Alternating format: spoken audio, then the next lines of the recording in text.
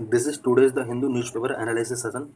Today we will discuss only three issues. The first issue is India the world's fourth largest economy?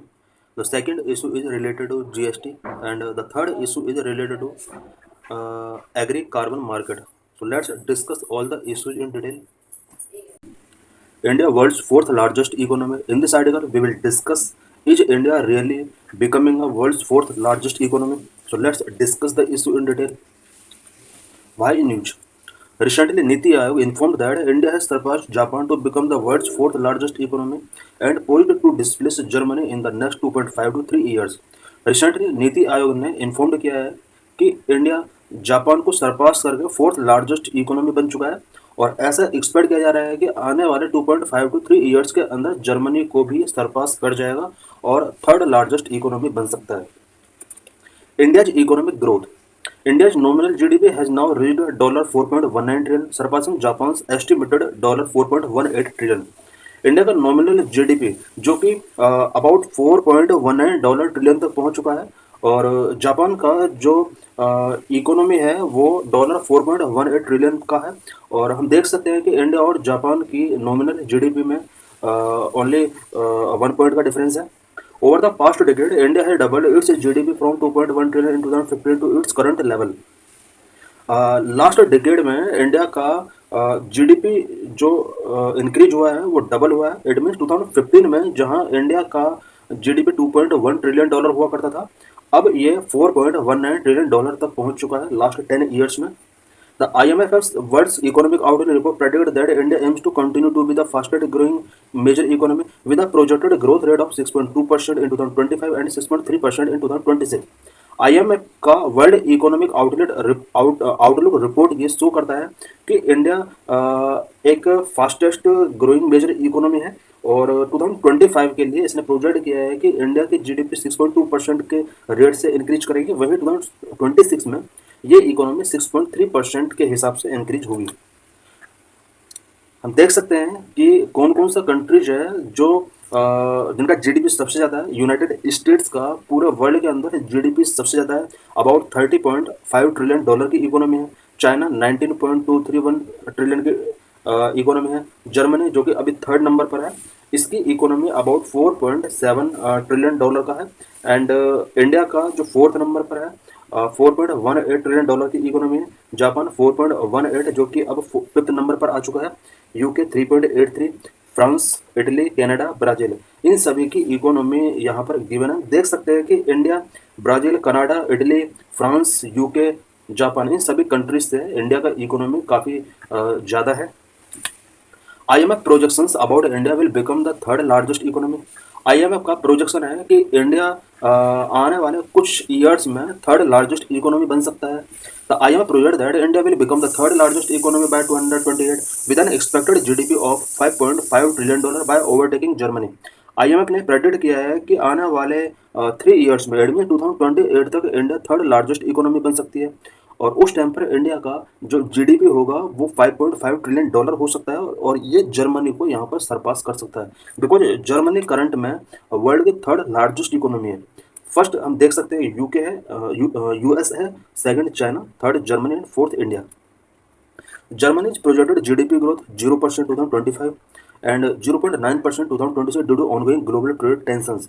Germany का जो GDP project किया गया है IMF के द्वारा 2025 के लिए वो 0% ग्रोथ इसमें एक्सपेक्ट किया गया है. वही 2026 में 0.9% के हिसाब से एक जीडीपी ग्रो हो सकती है जर्मनी की.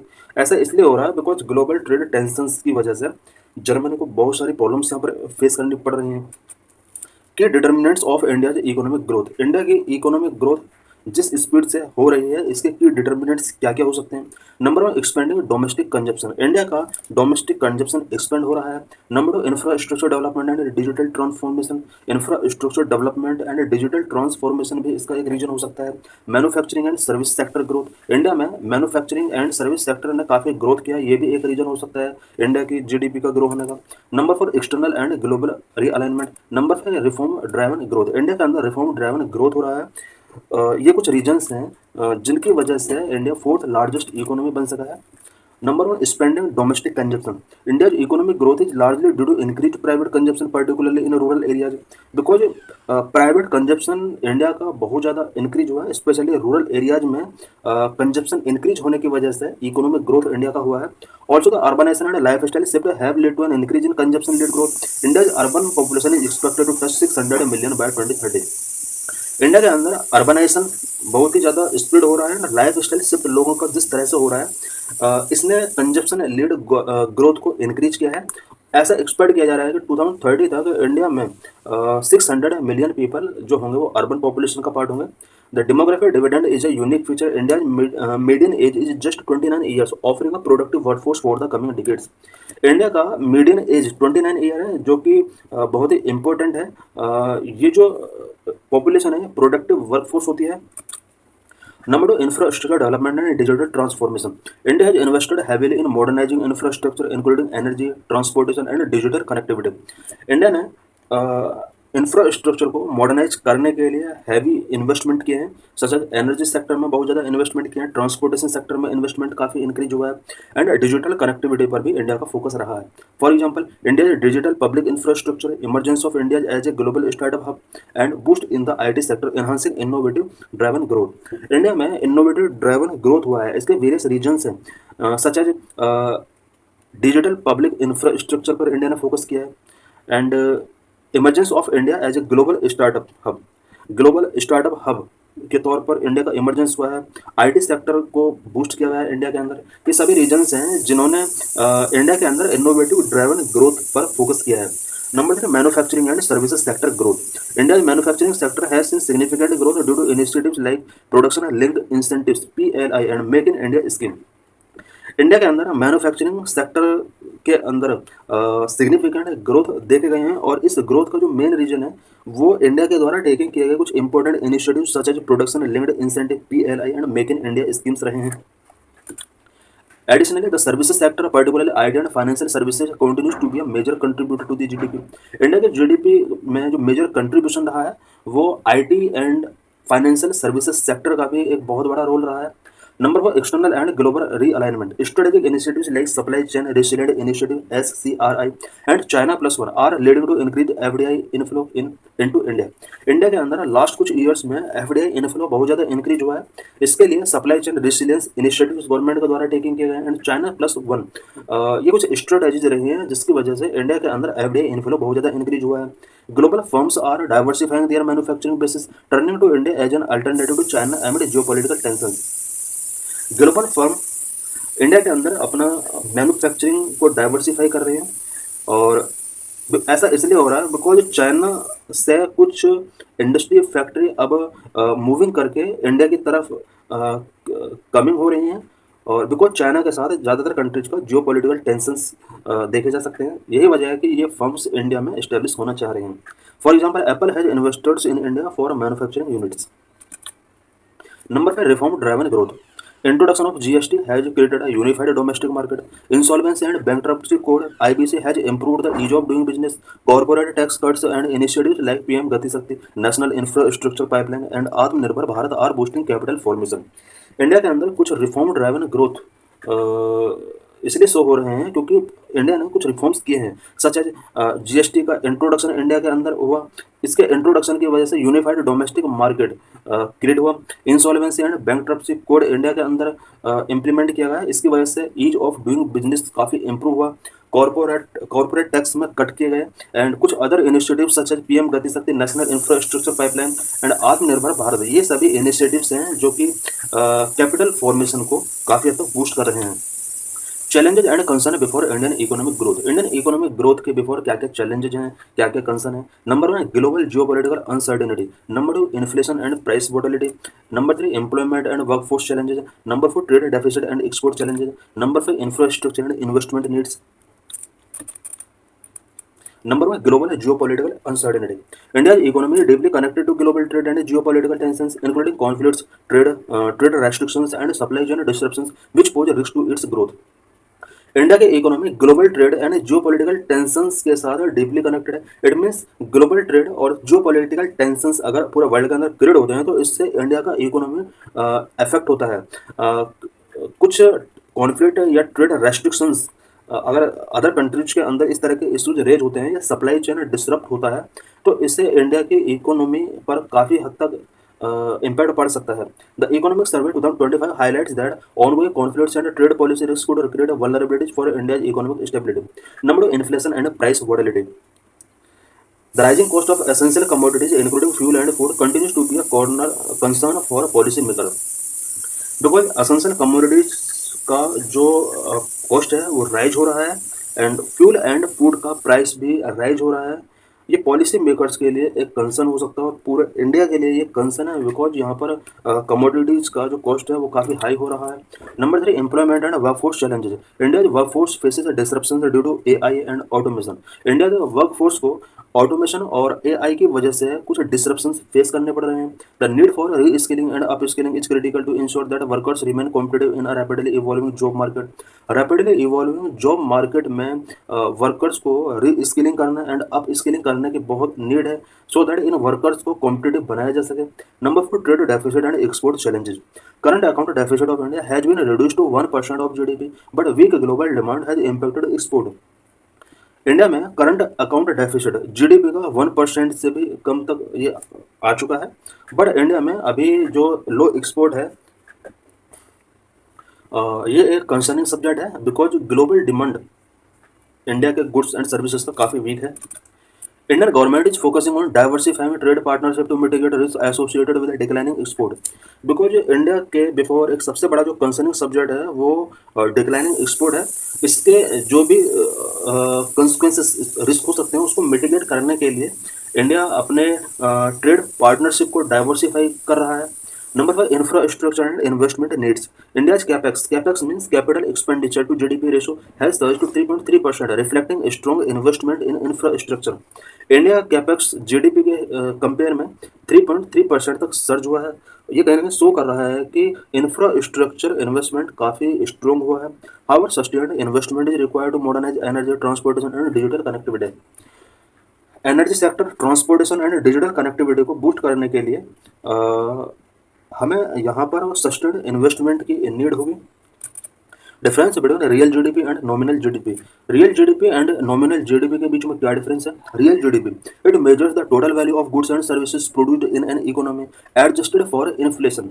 किसी भी इकोनॉमी में टोटल गुड्स एंड सर्विसेज का जो वैल्यू होता है जिसको इन्फ्लेशन के साथ एडजस्ट किया जाता है, this is known as real GDP.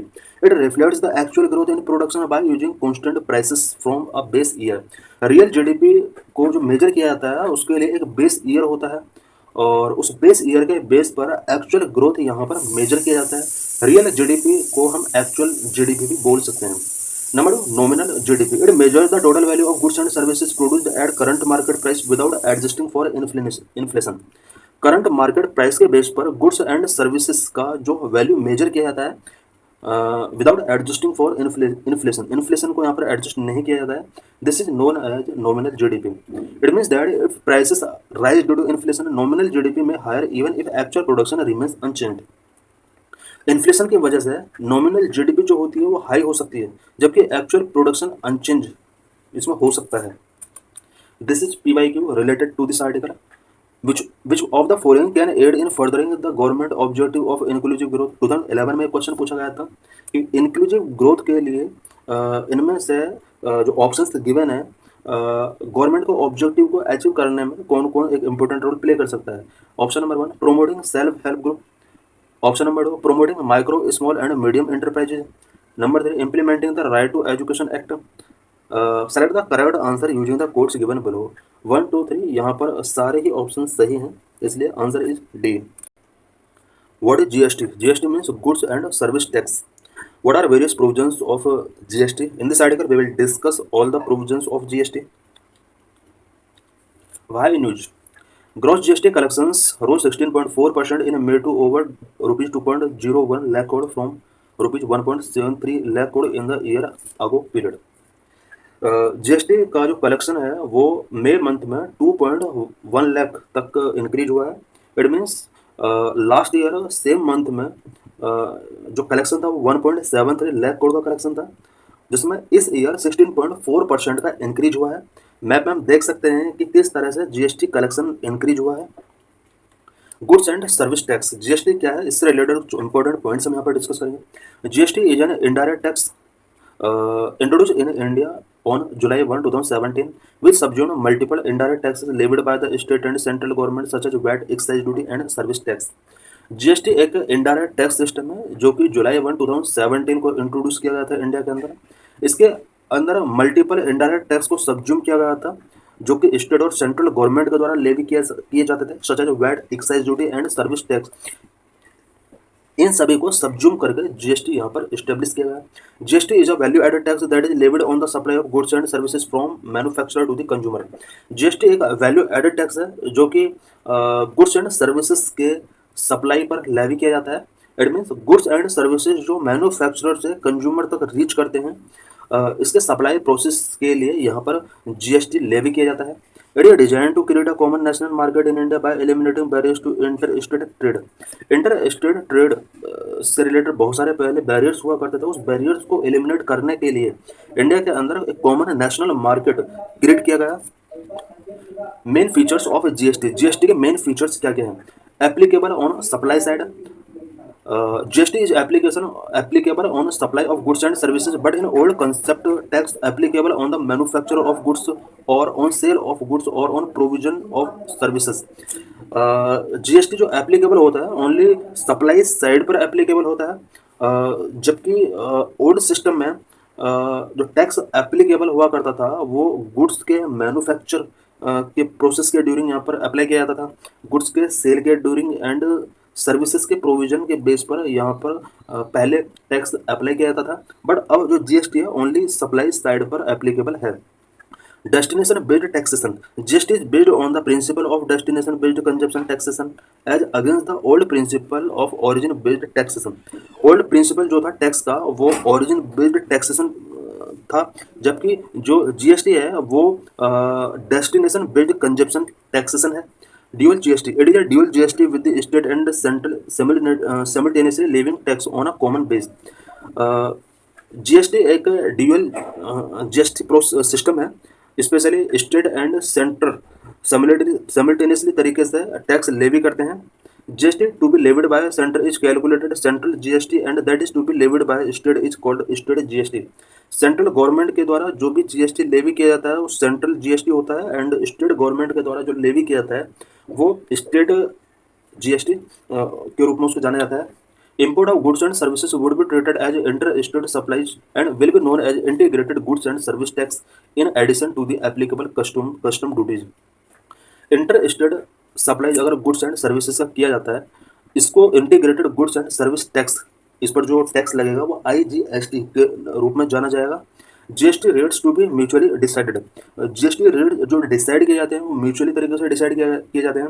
CGST, SGST and IGST are levied at rates to be mutually agreed upon by the states and centre.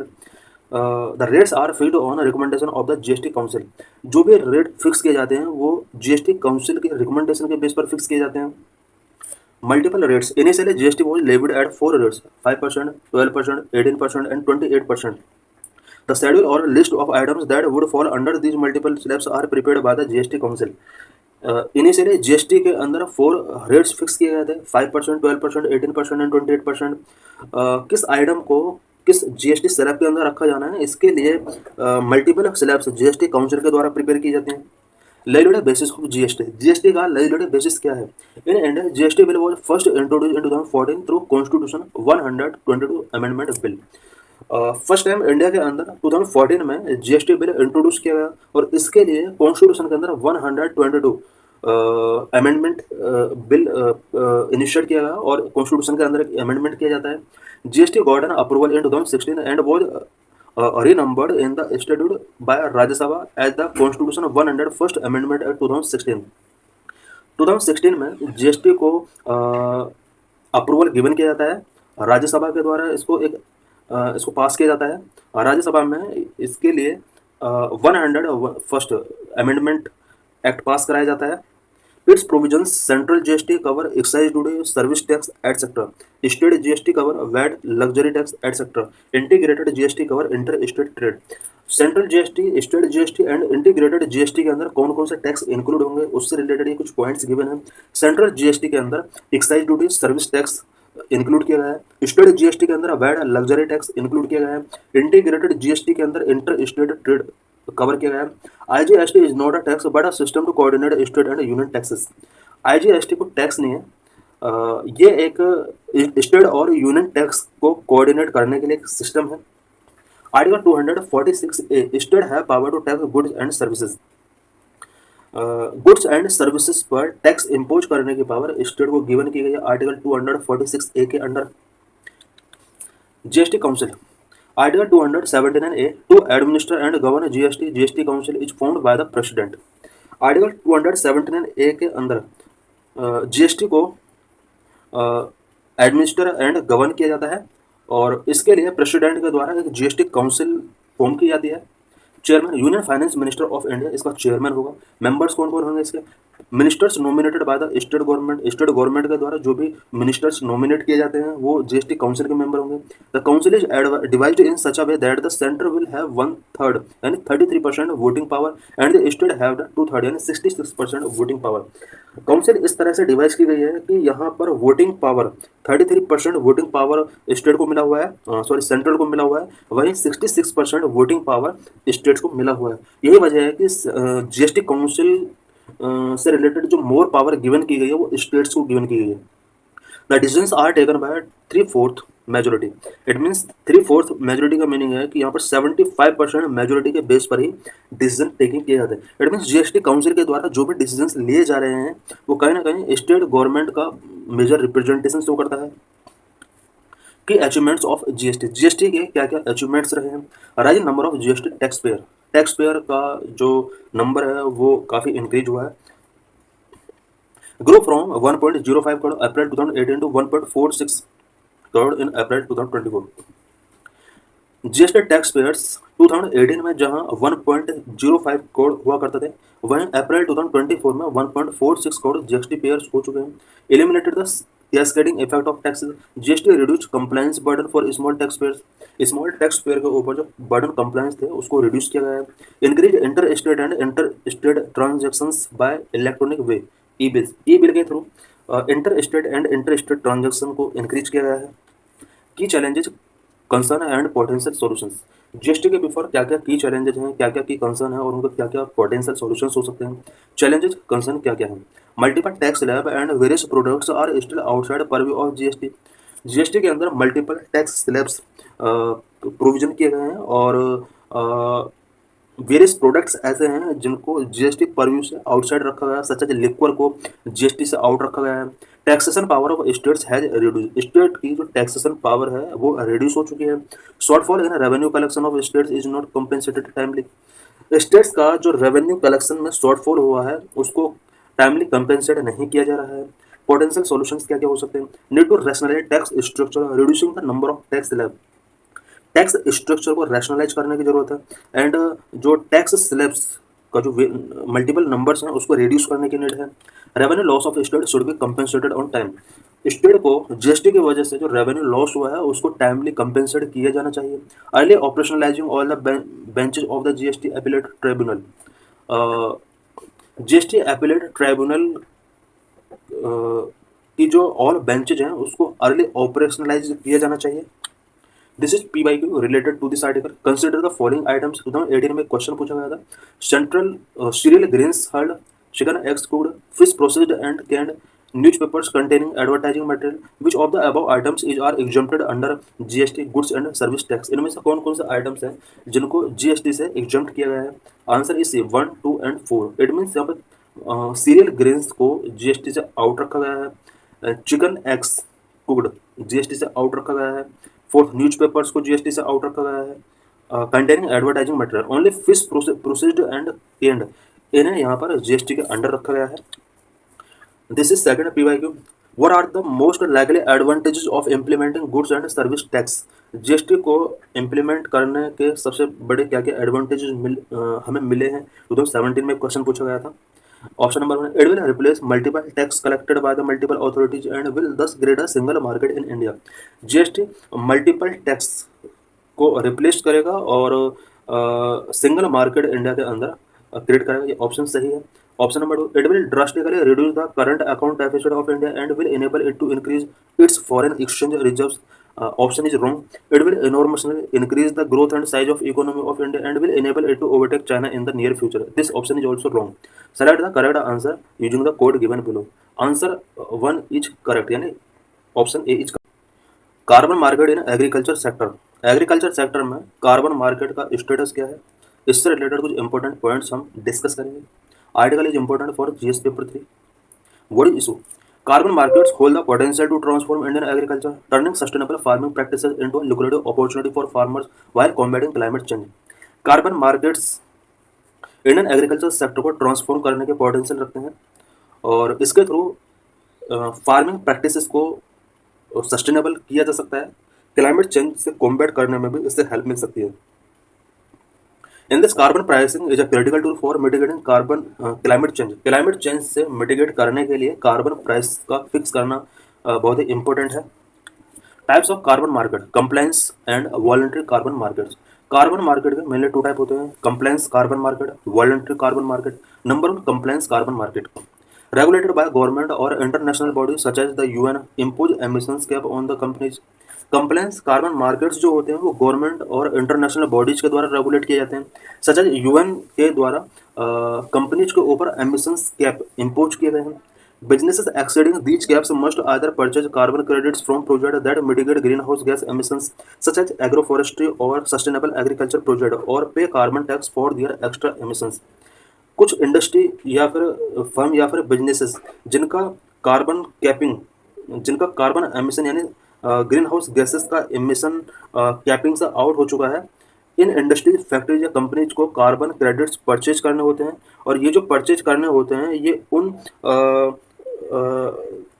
Industry या फिर उन एक्टिविटीज़ के थ्रू परचेज करने होते हैं जो कि ग्रीन हाउस गैस एमिशंस को मिटिगेट करने में अपना रोल प्ले कर रहे हैं, such as agro forestry, sustainable agriculture projects जो रन कर रहे हैं। इन रन करने वाले ग्रुप के थ्रू ये कार्बन क्रेडिट परचेज करने होते हैं। अदरवाइज इन बिजनेसेस को कार्बन टैक्स पेमेंट करना पड़ता है एक्स्ट्रा एमिशन के लिए। Number 2, voluntary carbon market. In voluntary carbon market participant are not legally obligated to purchase carbon credit. Voluntary carbon market के अंदर पार्टिसिपेंट को कार्बन क्रेडिट परचेज करने के लिए ऑब्लाइड नहीं किया गया है। Companies, individuals and organisations choose to participate based on their own goal such as meeting net zero target, achieving carbon neutrality और enhancing their corporate social responsibility. Voluntary carbon market because ये compulsory नहीं है, but companies, individuals या organisations अपनी social responsibility को fulfil करने के लिए या नेट जीरो टारगेट को मीट करने के लिए, कार्बन न्यूट्रलिटी को अचीव करने के लिए हर पर्सन के कुछ रिस्पॉन्सिबिलिटी होती है, उस रिस्पॉन्सिबिलिटी को कंप्लीट करने के लिए वॉलंटरी कार्बन मार्केट का वो पार्ट बन सकते हैं। What is current status of agriculture carbon market? Agriculture carbon market का करंट स्टेटस क्या है? Number 1, collaborative initiatives. ICAR, NABARD and state universities have listed 5 agricultural carbon credit projects in the VERA registry to promote sustainable agriculture. ICAR, NABARD और state universities ने about 5 agriculture carbon credit project को list किया है और ये जो registry होती है ये वीरा के अंदर रजिस्ट्री की जाती है सो दैट सस्टेनेबल एग्रीकल्चर को प्रमोट किया जा सके। Number 2, carbon farming project. Over 50 projects targeting 1.6 million hectares which aim to generate 4.7 million carbon credits annually, but none are registered, leaving farmers without financial benefits। Over 50 projects को target किया गया है जो कि 1.6 मिलियन हेक्टेयर लैंड को cover करते हैं और इसके through 4.7 million carbon credits annually generate की जा सकती हैं, बट इनमें से कोई भी अभी रजिस्टर नहीं किया गया है और इसकी वजह से फाइनेंशियल बेनिफिट्स जो फार्मर्स को गिवन किए जाने चाहिए वो नहीं किए जा रहे हैं। VERA is a carbon credit registry ensuring high quality carbon credit projects and facilitating transparent trading of carbon credits। VERA एक कार्बन क्रेडिट रजिस्ट्री है जो कि high quality carbon credit project को इंश्योर करता है, साथ ही कार्बन क्रेडिट्स के transparent trading को फैसिलिटेट करने की रिस्पॉन्सिबिलिटी VERA की ही है। What are the key challenges facing agriculture carbon market? Agriculture carbon market के बिफोर क्या क्या की चैलेंजेस हैं? Number 1, lack of communication and training. Communication and training का लैक है। Number 2, exclusion of marginalised communities. Number 3, financial incentives. Number 3, unregistered project. Number 5, quality assurance. Number 1, lack of communication and training. A significant portion of farmers, about 45%, have lack of communication regarding carbon farming practices, and over 60% lack of training in new technology. About 45% farmer ऐसे हैं जो carbon market से related उनके साथ properly तरीके से communicate नहीं किया जा रहा है, और 60% फार्मर्स ऐसे हैं जिन्हें इससे रिलेटेड टेक्निक से रिलेटेड ट्रेनिंग गिवन नहीं की जा रही है. Number exclusion of marginal communities. Many existing carbon farming project have not adequate included small farmers and marginalised communities. Many existing carbon farming projects जो है उन प्रोजेक्ट के अंदर small farmers and marginalised farmer communities को include नहीं किया गया है. Number 3, financial incentive. Due to insufficient financial incentives and absence of timely payment for carbon credits discourage participant and undermines project sustainably. Because financial incentives insufficient हैं और farmers के लिए timely payment नहीं किया जा रहा है कार्बन क्रेडिट्स के लिए. इसकी वजह से फार्मर्स को कहीं ना कहीं डिस्करेज फेस करना पड़ रहा है. Number 4, unregistered projects. Despite over 50 agriculture carbon farming projects being listed in the VERA list, none have been officially registered. It means no carbon credits have been issued and farmers have not received any financial compensation. About 50 agriculture carbon farming project के होने के बाद भी ये 50 agriculture carbon farming project जो है only वीरा के अंदर लिस्टेड है, बट ऑफिशियली रजिस्टर इन्हें नहीं किया गया. ऑफिशियली रजिस्टर ना करने का मीनिंग है कि कार्बन क्रेडिट्स इन्हें इशू नहीं किए गए हैं और फाइनेंशियल कंपेंसेशन इन्हें जो दिया जाना चाहिए था फार्मर्स को उन्हें नहीं दिया गया है.